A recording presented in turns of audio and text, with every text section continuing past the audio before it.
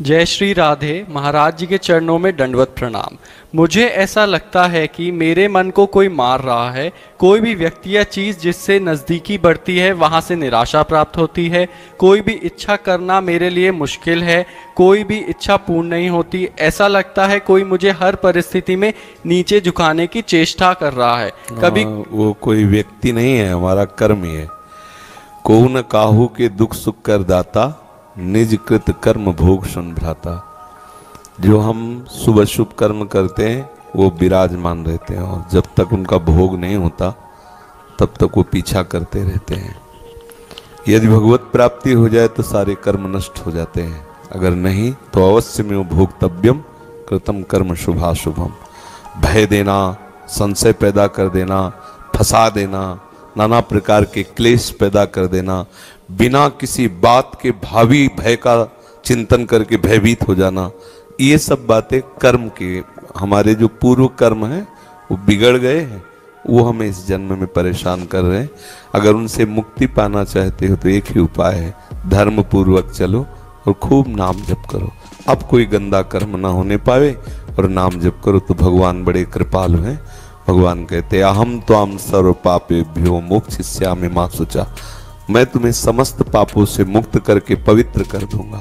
वही कृपा सिंधु मुझे बचा सकते हैं, नहीं तो ऐसे ऐसे हमारे कर्म के हमें दिखाई नहीं दे रहे।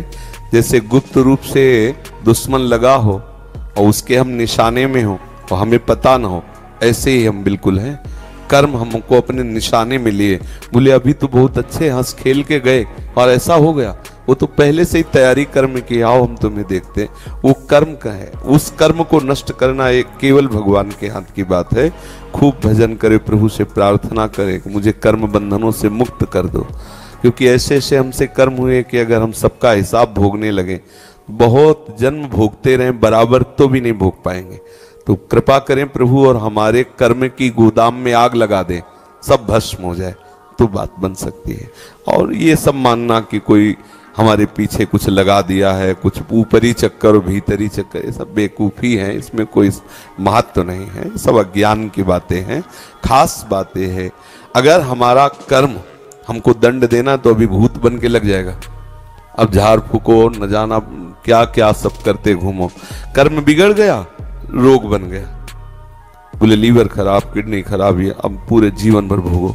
कर्म ही तो है, सब खेल कर्म का है। ना कोई हमें दुख से दे सकता है, ना कोई सुख दे सकता है। हमारे कर्म ही हमको दुख दे रहे हैं, हमारे कर्म ही हमको शुभ जो कर्म है वो सुख भुगता रहे हैं।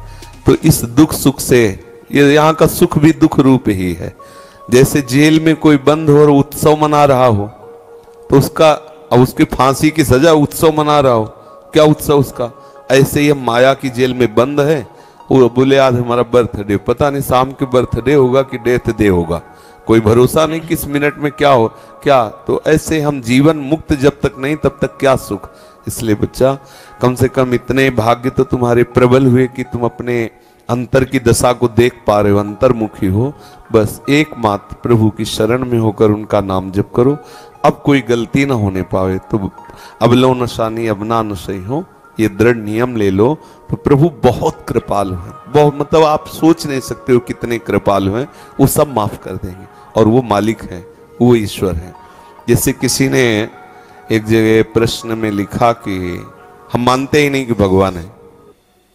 तुम मानते इसलिए नहीं कि अज्ञानी हो, बिना बाप के तुम थोड़ी पैदा हो गए, पिता तो है ही ना।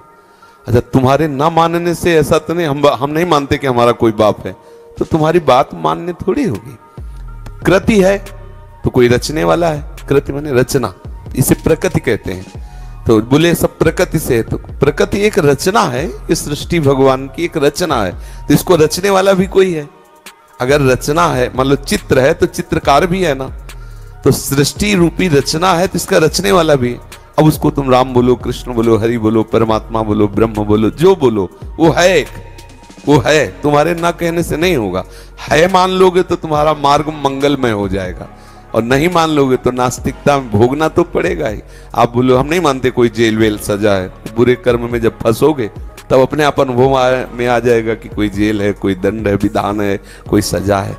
तो इसलिए नाम जप करो, और हो सके संस्कृत पढ़े हो, संस्कृत पढ़ सकते हो, तो श्रीमद् भागवत है ना, उसका भले एक अध्याय संस्कृत से पढ़ो, लेकिन उसको पढ़ो। तो श्रीमद् भागवत बहुत जल्दी सारे अशुभ कर्मों को नष्ट कर देते हैं। धुंधकारी प्रेत बना हुआ है 7 दिन में, और कोई साधना नहीं, केवल सुना तो 7 दिन में उसे हरि रूप प्राप्त हुआ और भगवत पार्षदों के साथ विमान पर आरूढ़ होकर सीधे भगवान के धाम को गया। 7 दिन में, बहुत कम समय में भगवत प्राप्ति कराने वाला परम महामोद में साधन श्रीमद् भागवत है। तो जो हिंदी है वो अर्थ है समझने के लिए, लेकिन मूल जो है वो मंत्र है श्रीमद् भागवत के, जो संस्कृत में लिखे ना।